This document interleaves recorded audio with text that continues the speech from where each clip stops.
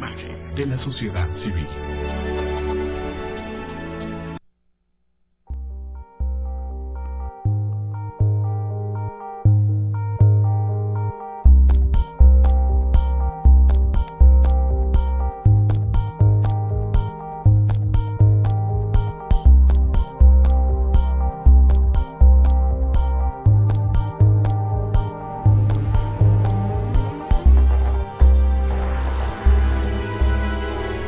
Canal Patrio, voz e imagen de la sociedad civil.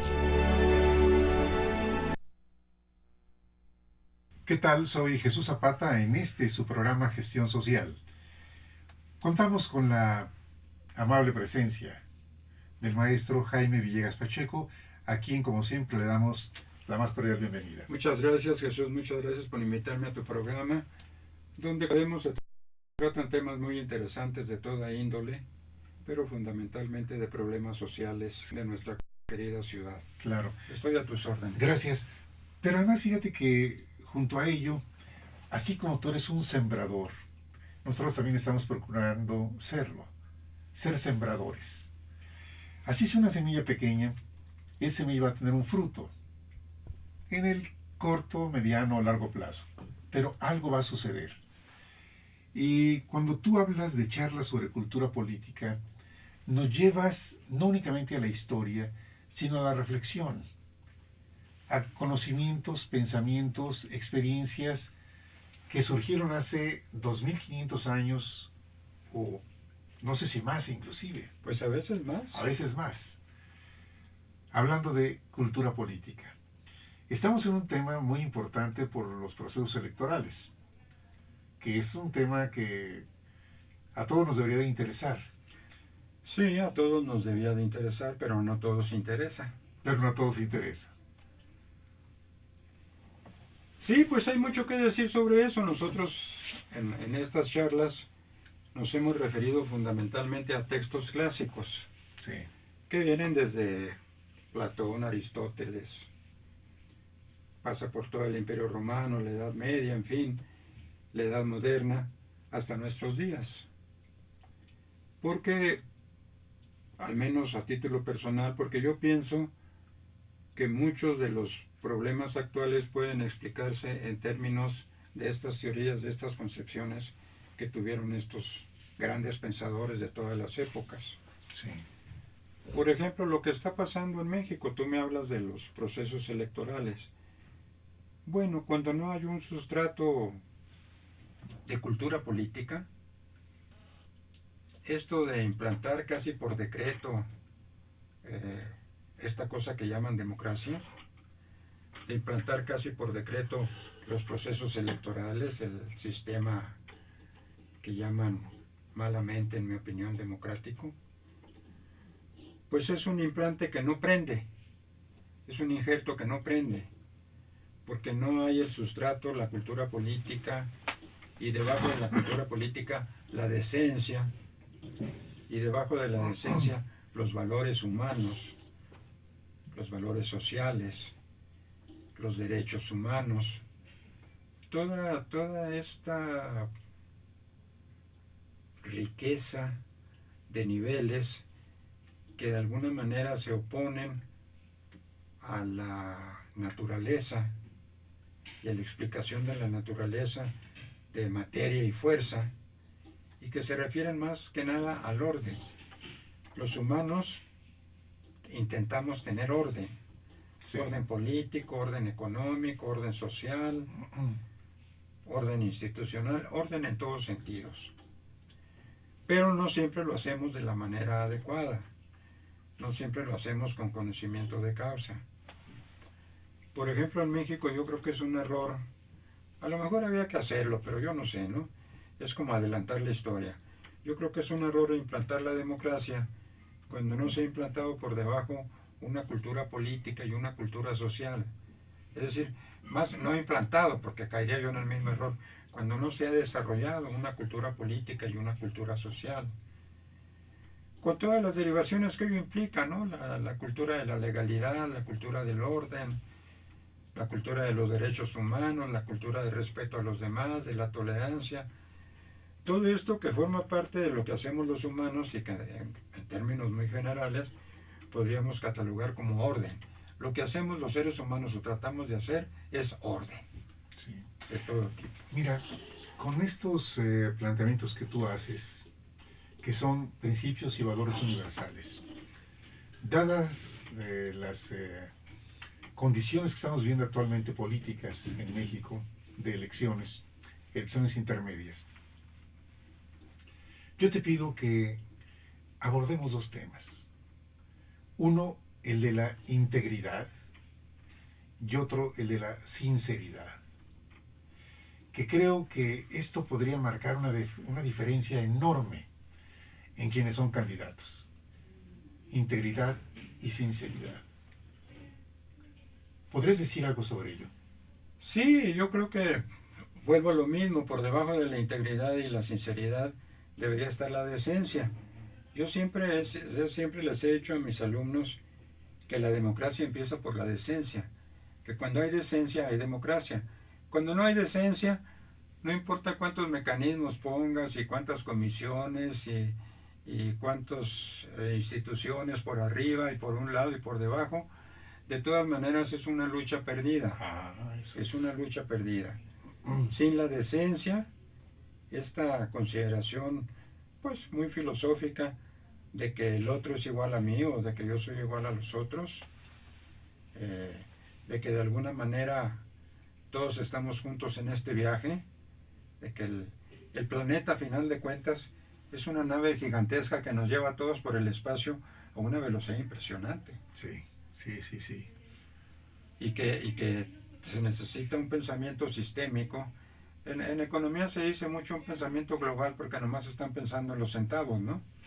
Pero en realidad es un pensamiento sistémico, de que lo que pasa en un país por ahí perdido que ni localiza uno en el mapa de África, lo que pasa ahí nos afecta a todos, o que no tiene nada que ver con nosotros. No, sí tiene que ver. Lo que pasa en el Oriente Medio, lo que pasa en Japón, lo que pasa en Rusia, lo que pasa en el Ártico con los esquimales, sí tiene que ver con nosotros. Lo que pasa con mis vecinos con mayor razón. Lo que pasa con los mexicanos, yo soy mexicano, soy uno de tantos, ¿verdad? Uno ¿de cuántos? 120 millones aproximadamente, sí tiene que ver conmigo. Lo que pasa en Guerrero sí tiene que ver conmigo. Claro, por supuesto. Lo que pasa en Michoacán sí tiene que ver conmigo. Lo que pasa en Tamaulipas sí tiene que ver conmigo. No es de que, no, pues aquello es un asunto de los tamaulipecos, no, pues aquello es un asunto de los michoacanos, no, pues aquello es un asunto de los guerrerenses, hay que se las arreglen como puedan. No, no es así la cuestión, ¿eh? Para empezar, constitucionalmente, legalmente nosotros somos una federación. Quiere decir que estos estados están federados, están unidos por un pacto. Sí. Y que sí son nuestra responsabilidad, o responsabilidad de todos, si tú quieres. No es de que es un asunto local, no hay asuntos locales, no es cierto. Que se atienda localmente es una cosa, pero que sean asuntos locales es otra. Yo siempre he dicho que los mexicanos lo primero que tendrían que aprender sería español y luego lógica, ¿sí? Porque no es lo mismo que un asunto se atienda localmente a que sea un asunto local, son cosas diferentes. Sí. No es un asunto local, pero se atiende localmente, ¿sí? Entonces no nos haría mal aprender buen español y aprender buena lógica, ¿sí? Porque luego decimos cada barbaridad también contradictoria que uno dice, ¿qué está diciendo? Claro, como nadie escucha, ¿no? La televisión no se escucha, la televisión se ve, como todos sabemos.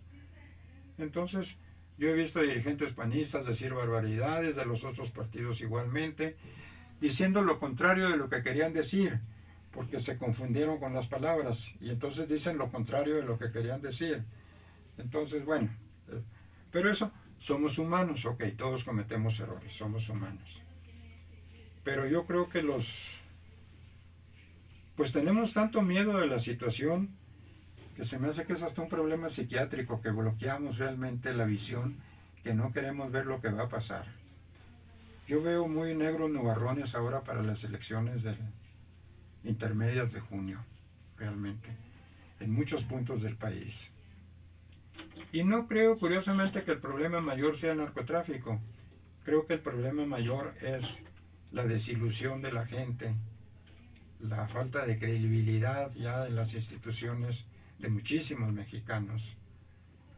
Y de que va a haber votaciones muy bajas, va a haber mucho abstencionismo, por supuesto, y va a haber votaciones muy bajas. No creo que se llegue al extremo de decir el PRI tuvo 3 votos y el PAN 2, entonces ganó el PRI, pero por ahí va a andar la cuestión, ¿no? Si la votación es muy baja, evidentemente es muy posible que la cifra, por su estructura territorial, todo eso, favorezca pues al partido en el poder. Pero ahí va a ser una democracia muy, muy desfigurada, sería la expresión, muy desfigurada. Es decir, vamos hacia la necesidad imperiosa de una reorganización del país. Esta administración está perdida en el espacio. Creo que son los protagonistas de una serie muy simpática que hubo de unos tipos que andaban siempre perdidos en el espacio, nunca sabían a dónde iban. Creo que están perdidos en el espacio. Creo que no entienden geopolítica, no entienden en realidad la relación con otros países. Creo que no entienden cuáles son las necesidades fundamentales de desarrollo de México. Yo creo que ya la experiencia nos ha enseñado lo suficiente, que si no desarrollamos la agricultura y no desarrollamos la producción, el PIB no va a salir adelante. Creo que esto lo entendemos todos, o lo empezamos a entender todos. No es cosa del petrolito y ver si las compañías extranjeras nos hacen el favor de venir a sacarlo. No va por ahí la cosa, en mi opinión.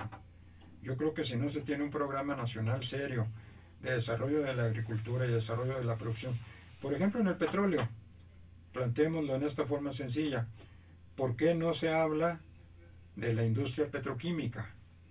De la industria que permita transformar el petróleo, en lugar de venderlo en bruto, venderlo en sandalias, en ropa, en productos fabricados en el país. Sí. Exportar a China, que ahorita están deseosos de todo, ¿no? Y a Estados Unidos y a Europa y a quien compre. ¿Por qué no es petroquímica? No, es que no hay especialistas. No, pues si matan el Instituto del Petróleo, que más o menos funcionaba. Sí. Si las universidades de México están totalmente divorciadas de la realidad del país, si van por su lado formando abogados, médicos e ingenieros, que sí se necesitan, ¿eh? Nadie dice que no, pero no es lo único que se necesita. También hay otra vez la lógica, por llamarlo de alguna forma, en realidad se trata de un análisis sistémico, ¿no? Pero por llamarlo en términos que la mayoría de la gente entiende. La lógica ahí también está mal. Claro que se tienen que seguir formando ingenieros, médicos y abogados, pero además se tienen que formar muchas otras cosas. Se tienen que formar generalistas, tiene que salir una buena clase de políticos, que a los que sí les guste leer, por el amor de Dios, ¿no? Porque me parece que la lectura, que es un tema que tú has tratado aquí con alguna frecuencia, es más importante de lo que se ha dicho incluso aquí. Es mucho más importante de lo que incluso se dice comúnmente, que es divertida, que es entretenida. Yo he dicho que nos pone en contacto con los grandes pensadores de la humanidad, pero además que yo creo que la lectura es el primer paso para el pensamiento sistémico. Es decir, si tú tienes que enseñar, yo uso la palabra así entre comillas con todo el terror que me produce, si tú tienes que enseñar pensamiento sistémico, haces leer a la gente. Y que la lectura sea sistémica, o sea que relacionen unas ideas con otras dentro de un mismo texto. Entonces todo esto, formar una clase política ilustrada, porque ya uno de los grandes tratadistas del siglo XVII, espero no meter la pata, yo soy malo con las fechas, Benito Espinosa, un filósofo de origen judío, pero cuya familia era portuguesa y que se trasladó huyendo de la persecución religiosa a, pues, el único país que ha sido muy liberal en ese sentido, a Holanda. Sí. Y Espinosa decía que la mejor forma de gobierno, ojo, no es la democracia, que la mejor forma de gobierno es aquella en la cual gobierna una clase mercantil ilustrada. Tenía razón, ¿eh? Una clase mercantil ilustrada. Tenía razón. Yo no creo en este rollo de la democracia, y menos cuando es una democracia muy falsificada, ¿sí? De gritos y sombrerazos. Creo que la democracia mexicana es de gritos y sombrerazos, ¿no? Porque hay experiencias terribles que yo no sé si venga al caso mencionar, pero hay por lo menos dos personajes históricos que existieron, que todo el mundo conoce, por lo menos de oídas. Sócrates es uno y Jesús, por supuesto, es otro. Tu tocayo. Sí. Y Jesús. En los dos casos, creo, en el de Sócrates, Sócrates fue condenado por una votación democrática en el ágora ateniense. ¿Sí? Jesús fue condenado por una votación democrática de los judíos. Cuando Poncio Pilatos preguntó a quién quieren que suelte, a Barrabás o a Jesús. Entonces creo que la votación democrática ahí fue suelta a Barrabás, ¿verdad? Sí, cierto. Entonces hay esos dos casos aterradores. Yo le tengo algo de miedo a la democracia, no me impresiona mucho. Y menos me impresiona cuando es falsificada como esta. Pero además, creo que incluso sin llegar a esta utopía de una clase mercantil ilustrada, como sucedió en Holanda, donde sí hubo esta forma de gobierno, como sucedió también en la República de Venecia, en la época en que Venecia dominaba el mundo, el comercio mundial, ¿no? Hay otra forma, digamos intermedia, que es el republicanismo. Aquí se hace mucha propaganda y mucha ostentación de que somos una república, pero yo tengo mis dudas al respecto, ¿eh? Y preferiría que fuéramos una república a que fuéramos una democracia. ¿Por qué? Porque en la democracia los ciudadanos, votando individualmente, cabeza por cabeza, como dicen, delegan su poder, delegan su soberanía en un gobierno. Sí. Pero en la república no. En la república, constituidas unidades funcionales, electores si se quiere, o usen el nombre que quieran, se nombra autoridades, pero la soberanía se mantiene en el pueblo. En la democracia no, porque se entregó. En la democracia no, porque se entregó. Por eso la democracia es mala, porque la democracia entrega la soberanía al gobierno, a quienes supuestamente resultan electos. Entonces, como ya está delegada la soberanía y la autoridad, pues el gobierno puede hacer casi lo que le dé la gana. Sí, sí, sí. De vez en cuando consultan las encuestas de opinión, que también es muy malo, por cierto, ¿no? De guiarse por las famosas encuestas de opinión. Porque es muy difícil que alguien haga prevalecer los intereses generales sobre sus intereses particulares. Entonces, las encuestas de opinión lo que revelan son los intereses particulares. ¿A usted le gustaría que esto? ¿A usted le gustaría esto otro? ¿A usted qué prefiere esto o aquello? Entonces, son opiniones y además están en función de los intereses particulares. Entonces, pues yo creo sinceramente que lo mejor de las elecciones sería suprimirlas, no tiene ningún caso. Y que nombren pues no sé, un protector de la patria, una cosa así. Sí, para delegar la soberanía en un gobierno no le veo mucho caso, sinceramente, a la democracia. Suponiendo que la democracia fuera realmente una democracia efectiva. ¿Qué significaría? Primero, conciencia en los electores. ¿Cómo vas a tomar en serio la democracia en México y este rollo de las elecciones y del voto electoral? Si yo he preguntado a alumnos universitarios, e incluso maestros tienen alguna dificultad en contestar, he preguntado a alumnos, ¿cuál es la diferencia entre la izquierda y la derecha? Y alumnos universitarios no me han sabido contestar. E incluyo un que otro maestro por ahí que ha tenido dificultades para decirme. Es decir, ¿qué validez tiene el voto de una persona que no tiene noción de esto, ni de muchas otras cosas, y que va y deposita su voto? Es una farsa, ¿no? Para que hubiera una democracia efectiva, que es una verdadera utopía, pues tendríamos que considerar, no sé, Dinamarca o algún país donde los niveles educativos fueran muy altos, ¿no? Creo que en Dinamarca el mínimo es preparatoria o algo así, no sé, ¿no? Sí. Suecia, ¿no? Pero en un país de analfabetas, pues que se haga una encuesta, que pregunten a la inmensa, a ver, que tomen una muestra de 100, a ver si siquiera 2 o 3 saben cuál es la diferencia entre la izquierda y la derecha. Porque esos miles de votos que llegan, porque les dijeron que votaran por fulanito, o porque les cayó bien el candidato, es que a mí se me hace que fulano de tal siempre dice la verdad. Entonces, ¿qué validez tiene esa votación? Yo no lo entiendo. Por eso no me gusta mucho la democracia, y tampoco creo que sea la mejor forma de gobierno, ¿eh? Porque en última instancia, si se respeta, no es más que la opinión de la mayoría, la opinión.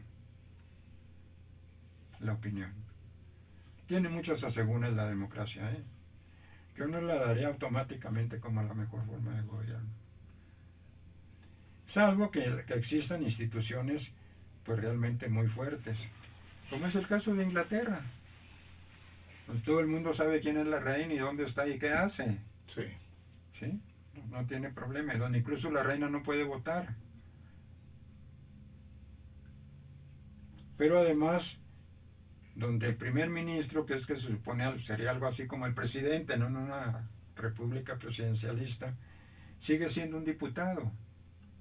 Miembro del Parlamento. Es decir, que existe la unidad entre poder ejecutivo y poder legislativo. ¿Cómo puedes unir aquí dos cosas diferentes sin una tercera? ¿Cómo puedes unir el poder legislativo y el poder ejecutivo sin una tercera? ¿Cómo puedes unir dos cosas sin una tercera? Dice, no, es que el presidente controla el Congreso. ¿Cómo? ¿Con regalitos, con prebendas? ¿Cómo? Eso también forma parte de la democracia, el control político. O es la pura opinión pública la que establece qué es lo que debe hacerse. ¿Cómo interviene el control político? Es que fulano de tal tiene un gran control sobre las comunidades campesinas. ¿Qué significa eso? Que quienes conforman las comunidades campesinas no votan de acuerdo con su conciencia, porque el que tiene control político les dice por quién votar, o porque tienen alguna idea de si el gobierno mexicano... Preguntemos a los estudiantes universitarios, no a la gente del pueblo, a estudiantes universitarios, si la actual administración es de derecha o izquierda. ¿Qué contestarían?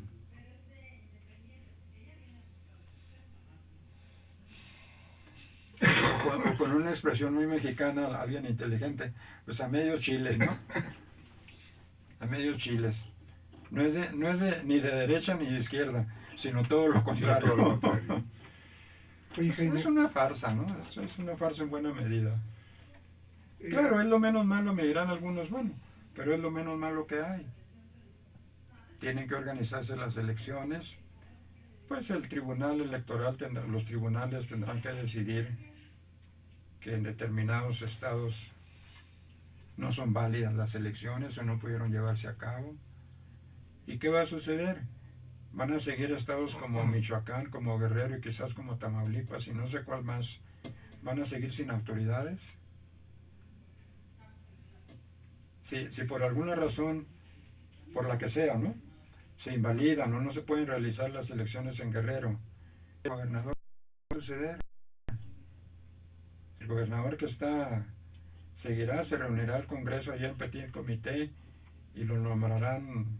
¿Cómo se llama cuando no quieren nombrar a una persona, pero pones un encargado, ¿no? un Y lo interino. nombrarán encargado por los próximos 6 años.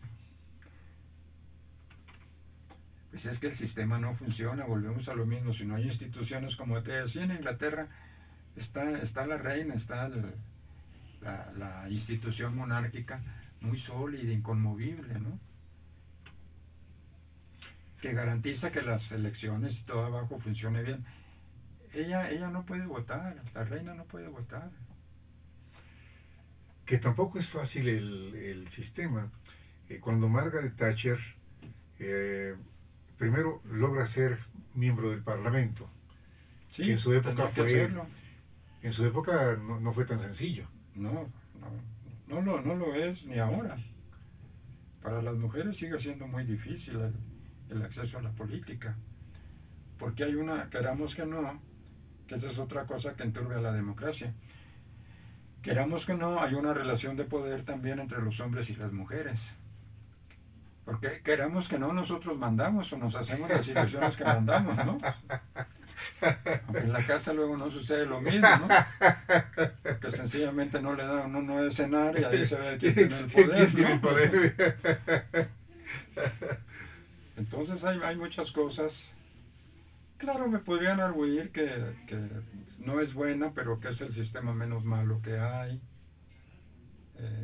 Yo creo que no, yo creo que el sistema menos malo sería una clase mercantil ilustrada, una clase de comerciantes, de empresarios mexicanos, pero ilustrada, y que realmente buscara el bienestar de la población, independientemente de sus ganancias muy legítimas, ¿no? Claro, por supuesto, Muy por legítimas. supuesto. Que supieran leer, que les gustara leer, que fueran incluso cultos, como se dio el caso en Inglaterra, de que mucha gente de la nobleza era muy culta. Creo que Lord Chesterfield leía Homero en griego, o algo así, no sé, alguno de ellos, ¿no? ¿Te imaginas lo que es eso? Sí, sí, Entonces, sí. dedicarse a estudiar seriamente, claro, tenían tiempo y recursos para hacerlo, ¿no? Sí. Bueno, Winston Churchill era un lector Insaciable. insaciable, sí.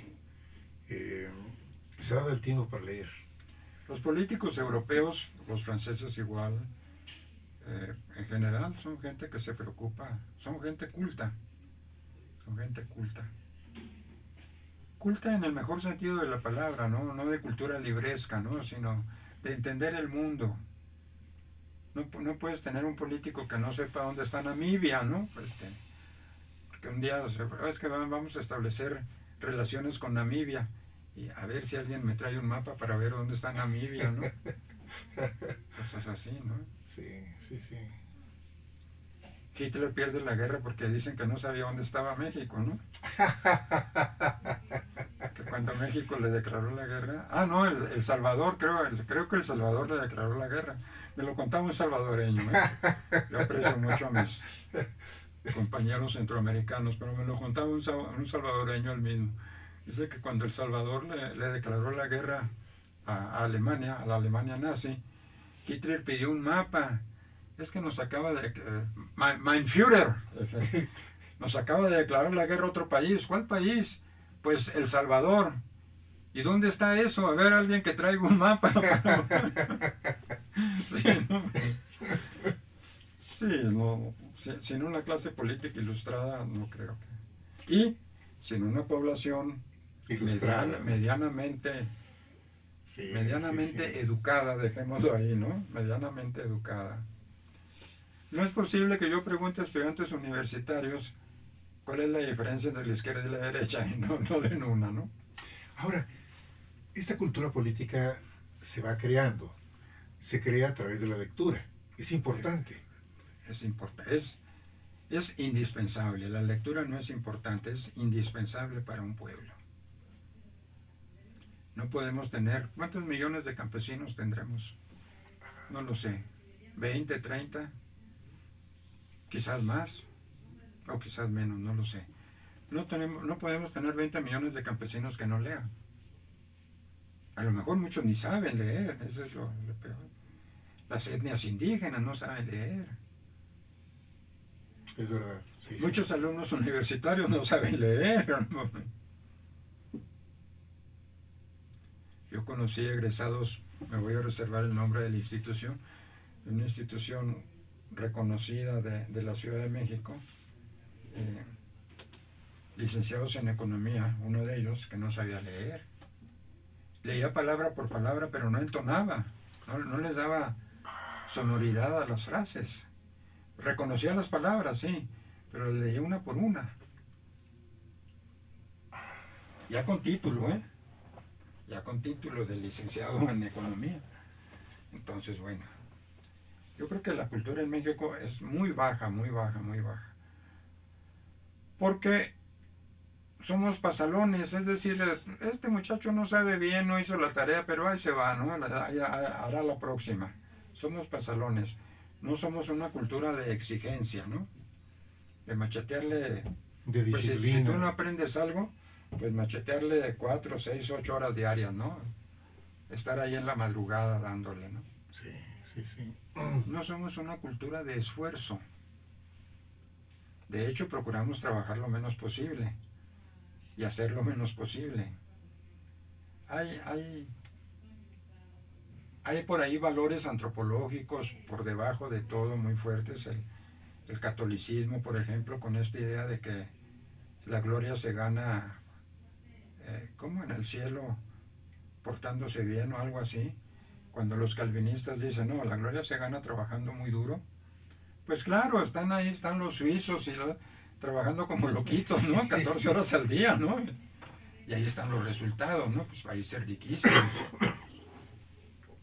Aquí no, si nos la pasamos en rezos, ¿no? En lugar de leer, yo les digo, pues siquiera lean la Biblia, entonces, ¿no? Pues, pero lean algo. Si no leen el periódico, bueno, pues lean la Biblia, ¿no? El tema de cultura política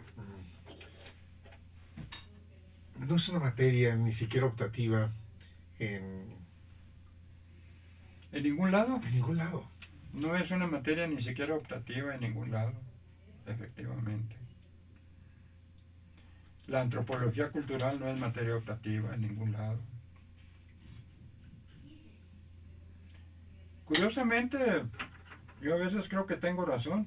El modelo educativo mexicano es muy malo en general. Es muy malo. Los programas de estudio, los programas de materia, perdón, y los planes de estudio están hechos por ningún lado. Están hechos en escritorio, sin relación con la problemática del país, con la situación real. Si venimos, formamos una sociedad ágrafa, es decir, una sociedad que no ha entrado en contacto con la escritura, que implica lectura. Tú obviamente puedes leer lo que escribes. Si venimos de una sociedad básicamente ágrafa, bueno, debería darse más impulso en las universidades a la lectura. Tampoco se toma en serio. Se hace una lectura meramente funcional, pues del capitulito a medias que dejó el maestro ahí. Oiga, ya leyó usted está estudiando ingeniería, sí, ya leyó los libros de fulano, mengano y sotano, a ver, ¿verdad? Que son grandes pensadores, ingenieros, en fin. A ver, usted estudiando lo que sea, ¿no? Biología, ya leyó fulano, sotano, ¿cuántos libros lee a la semana? La cuestión de la lectura es seria, no es cuestión de propaganda, de hacer algunos pósters, ¿no? Oiga, lea, hay una campañita de la lectura, no, es una cuestión que debería estar imbuida muy seriamente en todos los programas educativos de todos los niveles, de todos los niveles. Y que pudiera convertirse en un hábito, que la persona lea por hábito. Por hábito. Que se siente incómoda cuando no lee. Eso, sí. Que se siente incómoda cuando no lee. Sí, sí, sí. Eso, la lectura le hace muchísima falta a México, más de lo que se dice, porque sí, hay mucha gente que dice, no, que muy interesante, que culta, que nos pone en contacto con las mejores mentes, que no, es mucho más que eso, es fundamental. Si se quiere que haya frijoles hay que leer, no es broma, hay que leer, si no van a ver lo que va a pasar. Ahí está el peso cayéndose a pedazos, ¿verdad? Sí, sí, sí. ¿Por qué? Porque no producimos nada. ¿Y por qué no producimos nada? Pues porque no leemos. Pues porque no leemos. Si leyéramos mucho, en lugar de comisiones por los derechos humanos, ya habría 1000 comisiones exigiendo al presidente que promoviera la agricultura, que promoviera la producción. No leemos. ¿Por qué tenemos una mala economía? Porque no leemos. A lo mejor me dicen, no, están locos, la relación está lejísimos. Pues estará todo lo lejos que quieran, pero existe. Somos pobres porque no leemos. Se puede decir a nivel social, a nivel de país, y se puede decir a nivel individual. Oiga, usted está pobre porque no lee. No, es que no tengo para comprar libros. No tiene para comprar libros porque no lee. Si usted leyera, habría cambiado su vida. Habría encontrado trabajo, habría inventado un trabajo, sí, habría hecho muchas cosas. Sí. A lo mejor se ponía a leerles a sus vecinos y les cobraba en especie, unas mazorquitas de maíz, un pedacito de carne, lo que fuera, ¿no? Sí tiene valor. Es que vivimos en una cultura abstracta del rezo y eso. No, la lectura sí tiene valor sólido, material, sí vale. Si yo sé leer y no encuentro trabajo en ningún lado, por lo menos puedo alquilarme como lector para un gremio, para los vecinos. En Colombia, yo serví 2 años para las Naciones Unidas en Colombia. Me impresionó mucho que los sindicatos, que los gremios, no sindicatos, que los gremios de zapateros, me tocó ver 2, que los gremios le pagaran a una persona para que les leyera en voz alta. Me impresionó mucho. ¿En Bogotá?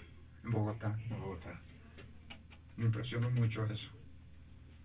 Que les pagaran a una persona para que les leyera en voz alta mientras trabajaban, mientras ponían sus medias suelas, sus tacones. Interesante, ¿no? Sí, claro. Claro. Y eso habla de la diferencia de un país que con menos de la mitad de la población que tiene México, quizás con menos recursos físicos, va subiendo. Sí.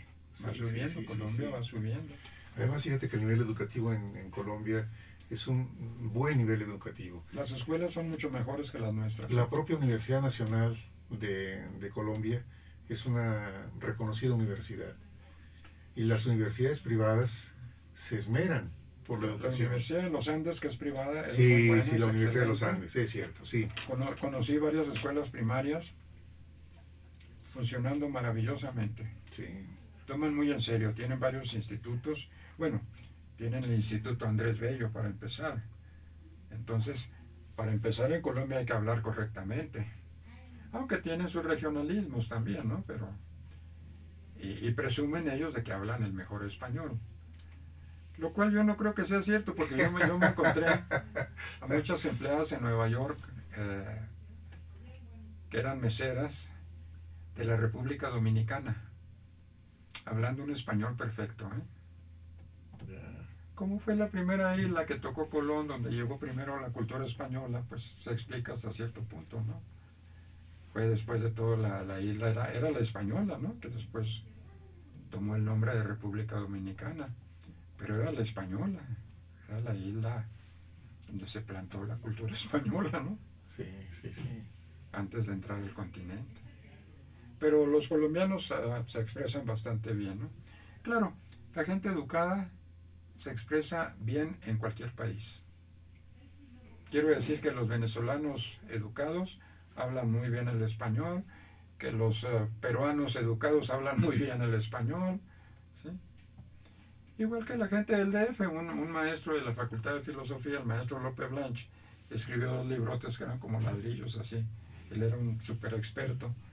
Uno se llama El habla popular de la Ciudad de México y el otro se llama El habla culta de la Ciudad de México. Evidentemente en una ciudad tan compleja como la nuestra existen las 2 hablas. Tú encuentras, por supuesto, personas que hablan correctísimamente el español y encuentras, por supuesto, el español popular, ¿no? Sí, sí, sí. Cuando vas por los barrios, bueno, cambias de un botón a otro, ¿no? Hasta antes de entrar a este barrio estaba hablando más o menos la lengua culta, ahora voy a hablar la lengua popular, ¿no? Que también hay que aprender de las 2. Que hay que aprender de las 2. Y hasta el acento también. Sí. Los acentos son muy fáciles de imitar, ¿no? Los acentos son fáciles. Sí, obviamente no. Y también la sabiduría consiste pues en saber cuándo emplear uno y cuándo emplear el otro. No vas a dar una conferencia ante un público culto con el lenguaje popular, ni vas a llegar a Tepito hablando muy cultamente, ¿no? Como los gringos que aprenden español, que sería tan amable su merced de decir, pues todo el mundo se ataca de la risa, claro está, ¿no? Porque nunca les dicen, bueno, en una ciudad tan compleja como la Ciudad de México, hay por lo menos 2 formas de hablar. Sí, sí, una muy culta y una popular. Que en la popular también se distribuye aquello, no es lo mismo el caldo de Ciudad Juárez que el tepiteño, por ejemplo, ¿no? Sí, sí. Pero bueno, hay tanto que decir sobre esto de la cultura, pero sí creo yo que la democracia necesita una buena retocada. Casi diría que, bueno, por principio de cuentas, una maquilladita por lo menos, ¿no? Una maquillada. Que yo creo que va a ser muy conflictivo para estos estados, yo no sé qué decidirán. No quisiera hacer valer mi chiste eso de hubo 3 votos para el PRI, 2 para el PAN, ganó el PRI, ¿verdad? Pero creo que esta situación en algunos lugares. Y lo que veo pues en el futuro es la exigencia a todos los niveles de una reorganización del país. Ya no es posible seguir haciéndonos tontos. Todos los días se inventan policías, ninguna funciona, porque no funcionan los individuos, ¿no? Todos los días se inventan comisiones, instituciones. Acabo de leer en el periódico que se va a nombrar un fiscal para los desaparecidos. Bueno, pues esa es una función que deben cumplir, entiendo yo, las instituciones policíacas, la Procuraduría de la República. Sí.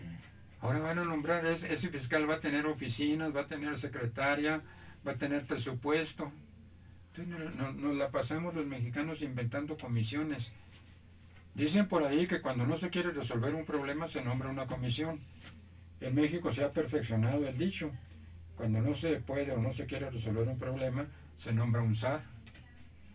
Pues que la economía no funciona, pues vamos a nombrar un zar de la economía, ¿no? Que la sociedad, que la educación no funciona, pues vamos a nombrar un zar de la educación, ¿sí? Realmente se da risa, ¿no? Eso es una farsa, ¿no? Hagan que las instituciones que ya están cumplan su función, háganlas funcionar. Hagan que la policía realmente cumpla su función, que la Procuraduría cumpla su función, que Hacienda cumpla su función de defender el peso. Pues ¿qué defensa está haciendo? Si ya, ¿cuánto tenemos que pagar ahora por un miserable dólar? Ya casi 16 pesos, ¿no? Sí. Si no, pues supriman la Secretaría de Hacienda, ¿no? Bueno, pues qué caso tiene, ¿no? El que no cumpla su función fuera a cultivar la tierra. Hay muchas tierras ociosas en México, ¿no? A un montonal de gente no les haría mal irse a cultivar la tierra, ¿no? Al menos eso es lo que yo pienso, ¿no? Hago valer mi derecho de decir lo que me da la gana. Sí. Con o sin razón. Con o sin razón. Pero sí creo en términos generales, la política en México no está funcionando. Y la educación nunca funcionaba. Entonces ahí hay 2 problemas muy serios, ¿no? Para el país.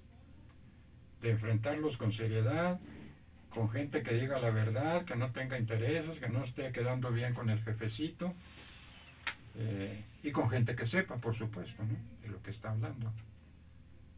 Yo creo que por ahí va la cosa, o por ahí tendrá que ir la cuestión. Y diseñar un modelo de desarrollo genuino, es decir, hay que desarrollar la agricultura y hay que desarrollar la producción, y dejar los espejismos. No digo que se eliminen, no, dejar los espejismos de las armadoras y del petróleo. Ok, que se desarrollen una línea colateral, ¿no? Si quieren venir a sacar el petróleo, pues que vengan. Si quieren seguir instalando aquí armadoras porque hay buena mano de obra, bueno, pues que vengan armadoras. Nos falta instalar armadoras de autobuses, armadoras de barcos, armadoras de aviones, pues está bien, ¿no? Pero sobre una base sólida de producción y de agricultura, y sobre todo de una industria fundamentalmente agropecuaria. Pues si tenemos productos naturales tan buenos, tomate, aguacate, ¿por qué no meterlos en una latita y venderlos en todo el mundo? Claro, claro. En lugar de venderlo así en bruto, ¿no? ¿Por qué no vender las reses en lugar de venderlas, ¿cómo se llama? De pie o en pie, pues venderlas en canal, vender empacada la carne, latitas, a todo el mundo. Universalizar la torta, ¿no? Que es el mejor alimento, la torta compuesta. Es el alimento perfecto, en serio, la torta compuesta. En lugar de la Coca-Cola debería estar en todo el mundo, debería haber tortas en Moscú, tortas en Finlandia, tortas en Francia, en Alemania, en Dinamarca, en Estados Unidos. Debería haber torterías en todo Estados Unidos, no las hay. Es el mejor alimento. de vez en cuando le hacen copias, ¿no? Que un sándwich que tiene todo, que un taco árabe que tiene todo, no es cierto. Solamente la torta mexicana tiene todo. Y le ponen al pan, le quitan la miga, que es Sí. mala, ¿no? Le quitan las puntas. Le untan una capa de crema. Luego le untan otra capa de frijoles, sabrosísimos, ¿no? Y hasta se me abrió el apetito. Luego le ponen una carne de pollo o milanesa.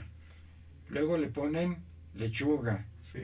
tomate o jitomate, aguacate, no sé cuántas cosas más, Cebolla. cebolla. Y si el cliente quiere, chile, ¿verdad? Sí, sí, sí. Tiene todos los productos lácteos, gramíneas, trigo, todos los productos tienen, ¿no? No las vendemos. Pero el apetito sí a mí también, El ya, apetito no. me abrís el apetito, Jaime. ¿Quién rechaza una torta? Debería haber una fábrica gigante. Por ejemplo, ¿no sería mala idea en el Zócalo meter una construcción gigantesca de vidrio, una fábrica nacional de tortas, ¿no? Para importarlas a todos lados, ¿no? En lugar de la democracia, que es un pan bastante duro que no se come, ¿eh? Hay una frase, para hablar ya un poco más bueno, siempre hemos estado hablando en serio, pero de Nelson Mandela, esta persona increíble que uno dice, bueno, la humanidad después de todo no anda tan mal cuando puede dar seres como Nelson Mandela, por citar un caso, ¿no? Sí. Que dijo que si no hay medicinas para la gente que las necesita, si no hay comida en los lugares, la democracia es un cascarón vacío. Aunque tenga representantes parlamentarios y parlamento, no sirve de nada absolutamente. Además, en México es un adorno costoso, ¿no? Porque se les ocurrió ponerle fotografía y no sé cuántas cosas a la credencial del lector, no vaya a ser que uno la falsifique, ¿no? Es carísimo eso. Y comisiones para esto, comisiones para aquello, y crean un tribunal y le ponen encima otro tribunal para que vigile el tribunal, ¿verdad? Sí. Y ahí se la llevan, ¿no? Y le cambian el nombre al Instituto Federal y le ponen otras letritas, y ahí se la llevan. Y yo creo que es una gran farsa, ¿no? Porque la gente, la mayoría me refiero, no una minoría ilustrada, que será de cuánto. ¿De cuántos millones puedes hablar en México? ¿Del 5%? ¿De 5 millones? Pensemos. Pensemos El en 5 o 6 5%, millones. sí. Pero hay 90 o 100 millones que no tienen la menor idea, que los llevan a votar, que los mandan a votar. Dice, oye, ¿usted por qué va a votar? ¿Por el PRI o por el PAN o por el PRD? No, pues es que a mí me cae bien lo que dice el señor de tal partido. O es que tal candidato está muy guapo, ¿no? Pues eso no tiene sentido, ¿no? Se instauró oficialmente en el papel la democracia para darle gusto a Estados Unidos. Como Estados Unidos no trata con países que no sean democráticos, entonces, no, hombre, la peor dictadura en el mundo la llaman, no había República Democrática Alemana, ¿no? Y en África creo que también hay varios países que son, aquí nos vemos a la gente, pero somos muy democráticos, ¿no? Entonces, tú dices, no es posible. Creo que fue un mal chiste, no me vayan a demandar los africanos. Ya no se comen a nadie. Creo que hubo un presidente que sí se comió a sus enemigos, pero fue un caso aislado, ¿no? No, uno cree como buen ignorante que andan a flechazos, ¿no? Pues obviamente son países con su desarrollo, ¿no? Con ciudades que tienen todo, como la Ciudad de México, ¿no? Sí. No, lo dije exagerando un poco. Pero sí países con dictaduras feroces de pronto aparecen con el nombre de democracia, ¿no? Entonces, ¿por qué? Porque los Estados Unidos entonces negocian con ellos. Los que son o se fingen democráticos tienen la puerta abierta para el comercio de Estados Unidos. Nadie se pone dictadura, ¿no? Dictadura nacional. No va a venderle nada absolutamente a Estados Unidos, ¿no? Claro. Entonces te ha adoptado ese adjetivo, pero sin que tenga sustancia por debajo, ¿no? Porque sin educación de la población, sin conciencia de la población, pues el voto no tiene mucho sentido, ¿no?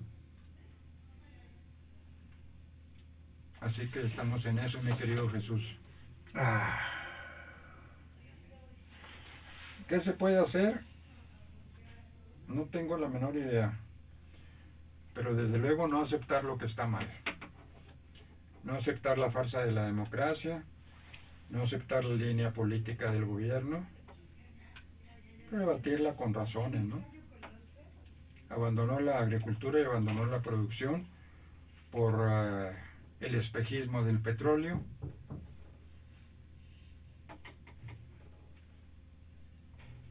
Plantear las cosas seriamente sin gritos ni sombrerazos, ¿no? Creo que eso es lo que se puede hacer a nivel de ciudadanos. Ahora, ¿dónde está dónde está el terreno? ¿Dónde están los elementos que pueden irse transformando socialmente? ¿Qué tipo de alumnos? ¿En qué niveles? ¿Dónde? Porque volvemos a lo que siempre tú has dicho aquí. Volvemos al tema de la educación. Todo, al final de cuentas, tiene que ver con la educación. Si no tenemos educación, es muy difícil que aspiremos a poder mejorar en otras cuestiones. Muy difícil, casi imposible. Casi imposible. Si no tenemos educación, ¿cómo hablar de cultura política? Claro. ¿Cómo hablar de cambios en la democracia? Y tú dijiste aquí algo muy importante. En la democracia, la ciudadanía le delega, le otorga el poder. Delega la soberanía y otorga el poder al gobierno. Sí. Entonces el gobierno sale de su control. Es decir, la población ya no tiene control sobre su gobierno. En la república sí, mantiene el control. Claro, aquí se puede también hacer una república de nombre. Aquí en México muchas cosas son de nombre, ¿no? Somos una república de nombre, somos una democracia de nombre, tenemos un gobierno federal de nombre, muchas cosas son de nombre. La educación, bueno, una forma de educar a la población es evidentemente, tú tienes razón, educar a los alumnos. ¿Cómo se puede educar social y políticamente a los alumnos? Con un ejemplo, rompiendo la relación de poder maestro-alumnos. Cuando ya no les parezca tan lógico el esquema patriarcal, ya no les parezca tan lógico que el presidente o el gobierno es el todopoderoso y decide todo, cuando ya no les parezca que en una familia el hombre es el que decide, empezará a cambiar la población y empezará a cambiar el país. Por eso, yo creo que tienes toda la razón, por eso es tan importante la educación. Porque eso va a ser educación política en serio. Cuando vean que esa relación de poder se transforma, como te decía yo, el deslizamiento es muy terso, casi no se siente. De pronto están los alumnos trabajando en equipo, les parece natural ponerse de acuerdo entre ellos, sin estar atentos hasta los gestos del profesor. Es que se veía que el profesor estaba enojado, por eso ni le dijimos, ni le preguntamos, ¿no? Entonces, cuando cambie eso en los alumnos, porque después de todo son las generaciones futuras. Sí. Si ellos se acostumbran al poder distribuido, a lo que yo llamo el poder distribuido, si se acostumbran a la verdadera democracia en el salón de clase, difícilmente permitirán otra cosa fuera del salón de clase. La democracia se tiene que instaurar en el salón de clases. Es donde valga por lo menos parcialmente la palabra instaurar, porque en realidad se desarrolla por sí misma. Tú nomás pones las condiciones y el grupo se transforma en una comunidad de aprendizaje, se relacionan, se establecen otras relaciones de poder distribuido y se diluye esta estructura triangular jerárquica espantosa. Jaime, se nos ha acabado el tiempo. Sin embargo, tú estás cerrando el tema del día de hoy sobre cultura política con un supuesto muy importante. Que desde las aulas se pueda dar esta transformación, este cambio democrático, o hacer que funcione la democracia con el esquema que actualmente tenemos. Yo espero que este tema en particular pudiera ser motivo de una charla que tengamos Estoy a en tu una fecha disposición posterior, sí. para Jaime. seguir platicando y charlando de esto y meter, cuando hay oportunidad, algún chascarrillo Sí, por supuesto. para imitar a un presidente muy ilustre que tuvimos nosotros, que contaba chascarrillos, el doctor Cedillo, que era gracioso, ¿no?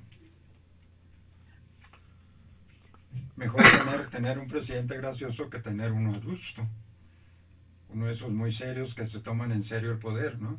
Sí, Porque sí, es sí. peligroso. En un país con una estructura triangular, vertical, completa, es muy peligroso que quienes gobiernan se tomen el poder en serio, porque pueden hacer y deshacer. Como tienen la soberanía, se les entregó la soberanía, Sí. pues es peligroso. Bien, Isabel, gracias Isabel, como siempre. mi querido Jesús, un Muy placer estar agradecido. contigo. Espero que no te corran de la chamba por lo que digo.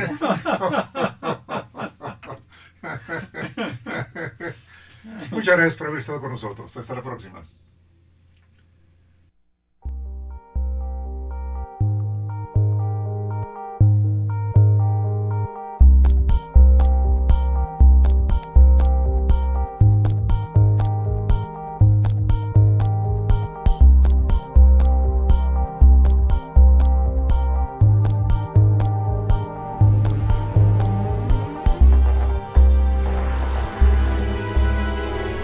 Canal Patrio, voz e imagen de la sociedad civil.